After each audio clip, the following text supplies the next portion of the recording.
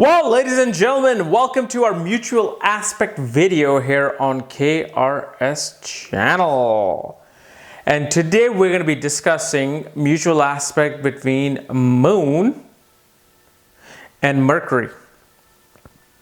What happens when Moon and Mercury are in mutual aspect?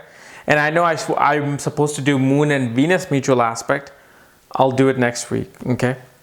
I just wanted to do Moon and Mercury. I don't know why. Maybe because Mercury is in a nakshatra of Rohini ruled by Moon right now, transiting.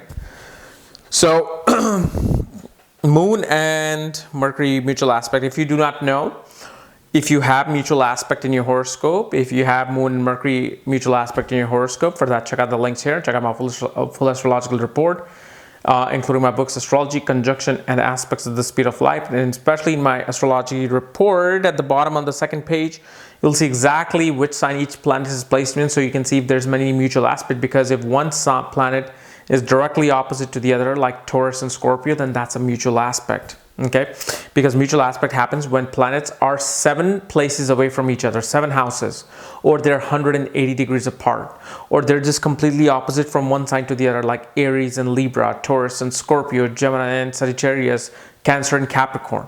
You see, it's pretty simple. So when Moon and Mercury are mutually aspecting each other, and this is known as a wobbly, weak mutual aspect. Why?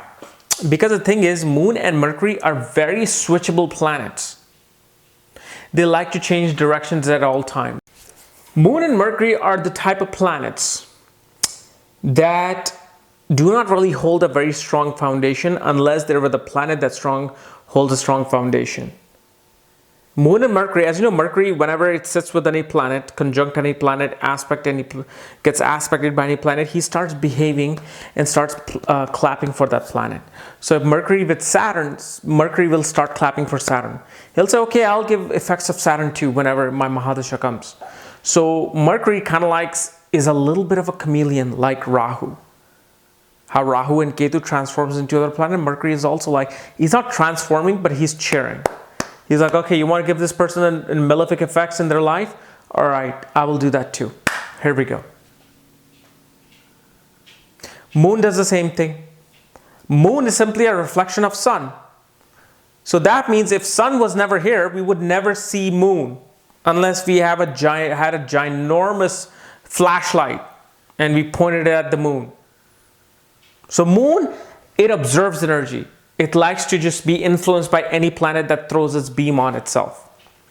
So when you have these 2 wobbly planets, especially K.N. Rao has called them wobbly planets, planets with very loose promises. They don't really promise too much. If you think that Moon and Mercury mutual aspect will give you something definite, never rely on that. It's never going to be definite. It's always going to be it can switch either way. And obviously, as you know, that this mutual aspect that I'm giving of any planet is 50% of the information. Because right now, we do not know what ascendant you are, where these planets are placed, what sign they're in, what houses they're ruling, because effects of those houses will be transferred through this mutual aspect. We will cover all the 100% of it, but right now it's just the first layer.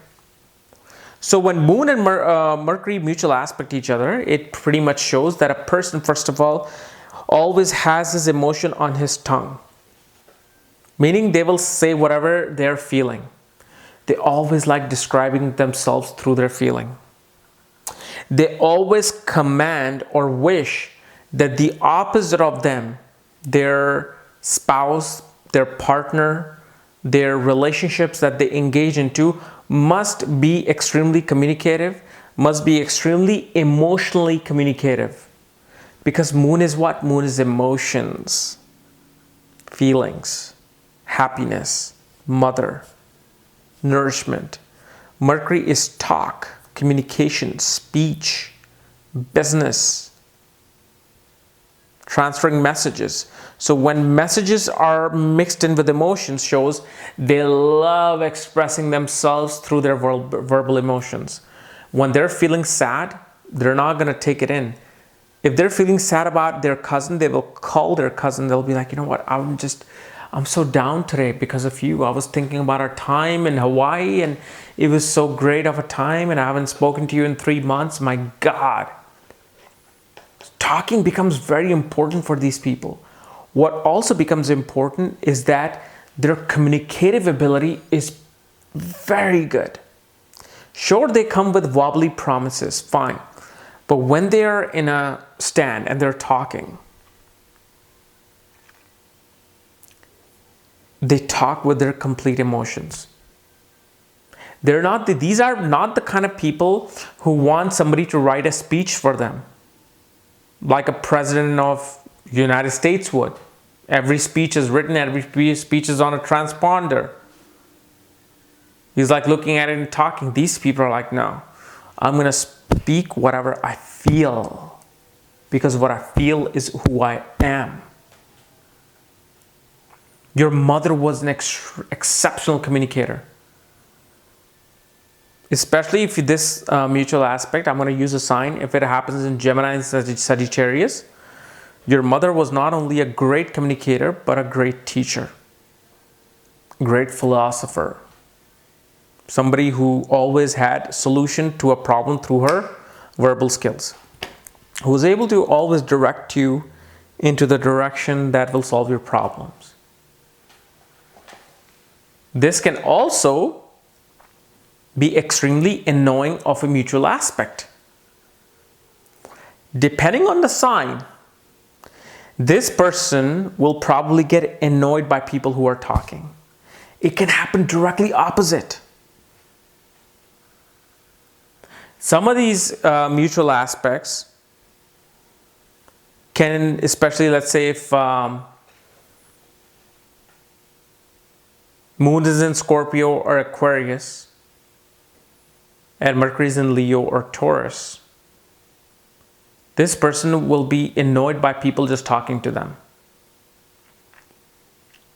They will be frustrated with themselves, always just putting their emotions on their sleeves.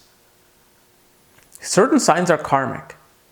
And when certain planets are placed there, they will be irritated because that person who is playing the role of that planet in their life is going to be automatically be forced to do things that they don't want to do. Kind of like somebody, let's say, who is an alcoholic or a drug addict. As much as they know that this drug is not good for them, as much as they know drinking that one bottle of vodka the whole day is not good for them, they can't live without it. So it becomes an irritating thing at the same time. But basic common mutual aspect simply means very good at communication, very good at sales, very good at marketing and business. Because Mercury is a significator of business, doing business, making deals. The mind is able to make quick deals. The mind is always interested in engaging people who like to communicate. Like these are the very people-oriented people. They like to engage with many people because the more they talk, because with Mercury throwing its effect on Moon, the more they talk, the more the mind feels balanced. Every sign brings a certain balance to the Moon. Like Moon in Capricorn, this person, the more they feel like they're in charge, the more they feel like they're an authoritative figure, the more the mind will feel calm. Moon is in Gemini, the more these people talk, the more these people write, the more they communicate, the mind will feel calm. So you got to look at it in that way. But Mercury and Moon are very common planets, meaning that they bring certain things to the table, but they're the one who always get affected by other planets. They don't really affect the other planet as much. They're always, especially Moon is first and then Mercury is second. So their mutual aspect will simply, without knowing any of the ascendant sign, nakshatra, house placement or house lordship, will just simply tell us that this person is just always has to talk in order to express their emotions. They cannot hold them in.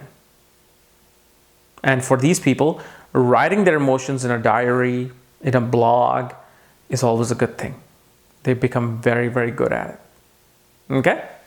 So guys, this is my mutual aspect of Moon and Mercury. If you're new to my channel, subscribe below. Again, if you want to know where your Moon is placed, where Mercury is placed, what mutual aspects, conjunctions you have. For that, check out the links here. Check out my full astrological report, my books, consultations. Everything is at this link. Otherwise, we'll see you on Friday. Bye-bye.